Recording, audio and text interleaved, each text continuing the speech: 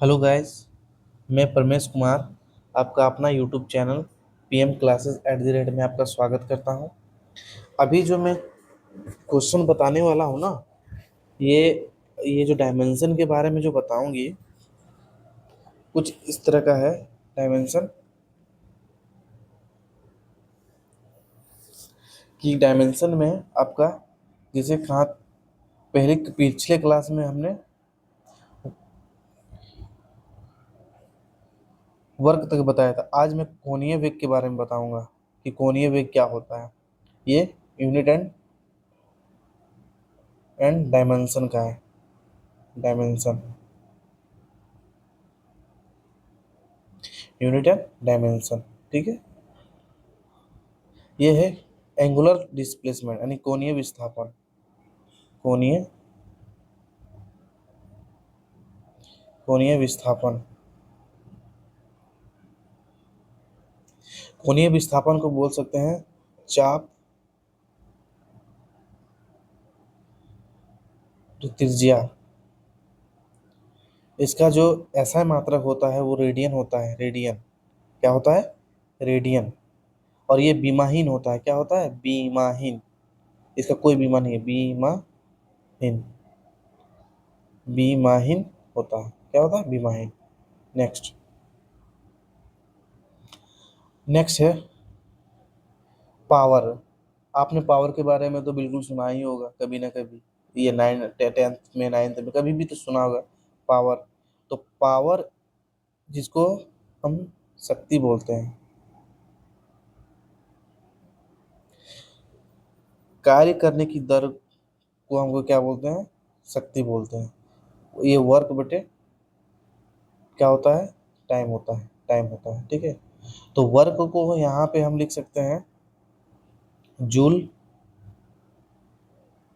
और टाइम को लिख सकते हैं सेकेंड। सेकेंड, इसको थोड़ा एक्सप्लेन करता हूँ। जूल को हम क्या लिख सकते हैं? जूल जो है वो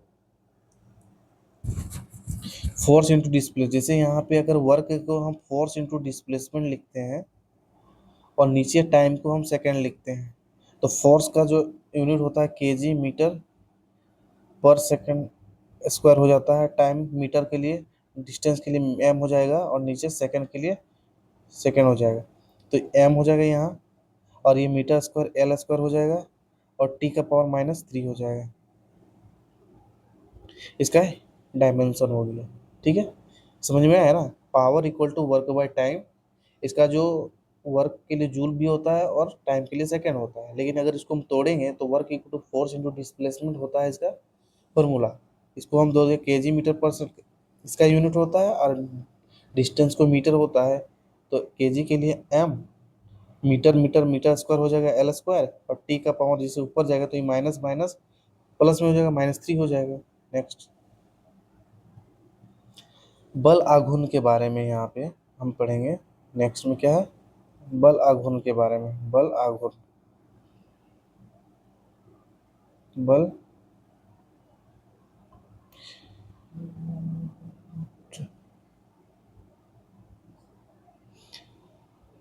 बल आघूर्ण, बल आघूर्ण, बल आघूर्ण को बोलते हैं टॉर्क। क्या बोलते हैं? टॉर्क। टॉर्क बोलते हैं, ठीक है। तो यहाँ पे हम लिख सकते हैं बल आघूर्ण के लिए बल इंटू, हम लिखते हैं घूर्णन से लंबवत दूरी। घूर्णन, घूर्णन, घूर्णन, घूर्णन अक्ष से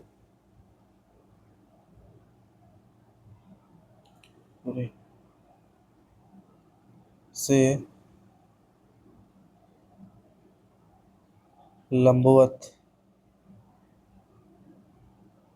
दूरी, ठीक है, ये होती है।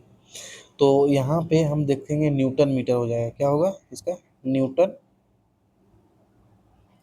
और घूर्णन दूरी के लिए तो मीटर ही हो जाएगा। मीटर। ठीक है, नेक्स्ट पेज में इसका एक्सप्लेन करता हूँ। तो यहाँ पे घूर्णन जो था आपका न्यूटन मीटर, न्यूटन मीटर, तो न्यूटन को हम क्या लिख सकते, फोर्स का KG metre per second square, और मीटर के लिए तो मीटर ही लिख सकते हैं। ठीक है, नेक्स्ट इसको एम लिख सकते हैं, मीटर के लिए एल स्क्वायर और टी का पावर -2 लिख सकते हैं। इसका ये डायमेंशन हो गया। देखो ये जो मैंने एक्सप्लेन किया ना, ये आपको देखना है कि कैसे करना है। देखो पिछला में क्या मैंने क्या बताया कि बल आघूर्ण इनको टॉर्क बोलते हैं, बल इंटू घूर्णन अक्ष से लंबवत दूरी। तो बल के लिए न्यूटन और दूरी के लिए मीटर तो होगा ही। यहाँ पे क्या बताया कि बल का केजी मीटर पर सेकंड और मीटर के डिस्टेंस के लिए तो मीटर होता है। देखो डायमेंशन में केजी को एम से और इसको एल से और इसको टी से, देखो मैं एम एम एम स्क्वायर हो जाएगा और टी का पावर -2 है, तो यही इसका डायमेंशन है। नेक्स्ट पेज में मैं चलता हूँ, बताता हूँ कि किसके गुरुत्वाकर्षण कांस्टेंट यानी गुरुत्वाकर्षण के बारे में। तो गुरुत्वाकर्षण के बारे में बताऊंगा कि ग्रेविटेशनल कांस्टेंट क्या होता है। ग्रेविटेशनल कांस्टेंट, कांस्टेंट है ना, constant constant sorry, constant constant.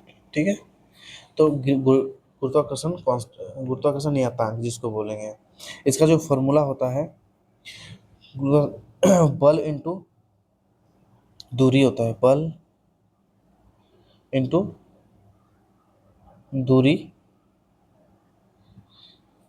Divide इसको द्रव्यमान का गुणनफल, द्रव्यमानों का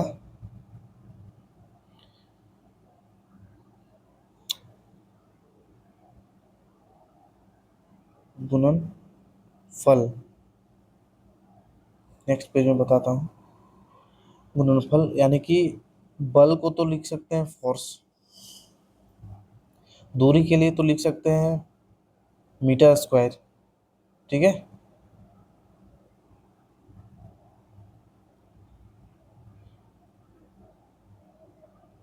और द्रव्यमान का गुणनफल यानी कि एम इंटू एम लिख सकते हैं, m1 m2 लिख सकते हैं द्रव्यमान का गुणनफल। ठीक है, अब यहाँ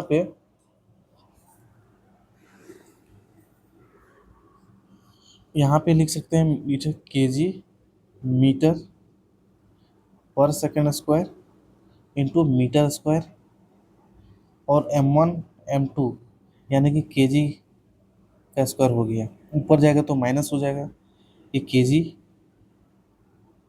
माइनस हो जाएगा, और मीटर मीटर मीटर क्यूब हो जाएगा,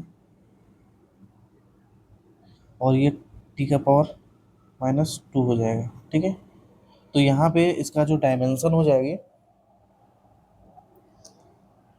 इसके यहाँ पे बताता डायमेंशन केजी के लिए m का पावर -1 हो जाएगा, एल क्यू हो जाएगा, और टी का पावर -2 हो जाएगा, टी का पावर -2 हो जाएगा। ठीक है, या तो नेक्स्ट में बताता हूँ कि क्या होगा। नेक्स्ट पेज में बताता हूँ कि m-1 टी का पावर -2, m-1 m-1 टी का माइनस सॉरी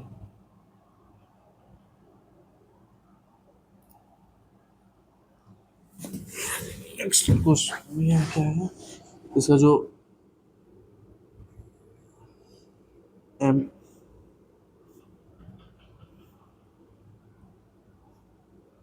m का पावर -1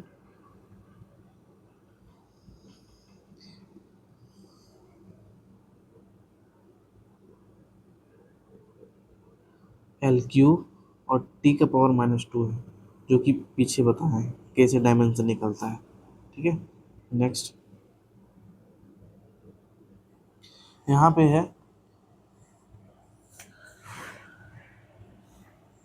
तो यहीं तक वीडियो रखते हैं, अगले क्लास में इसके आगे मैं बताऊंगा। Thank you.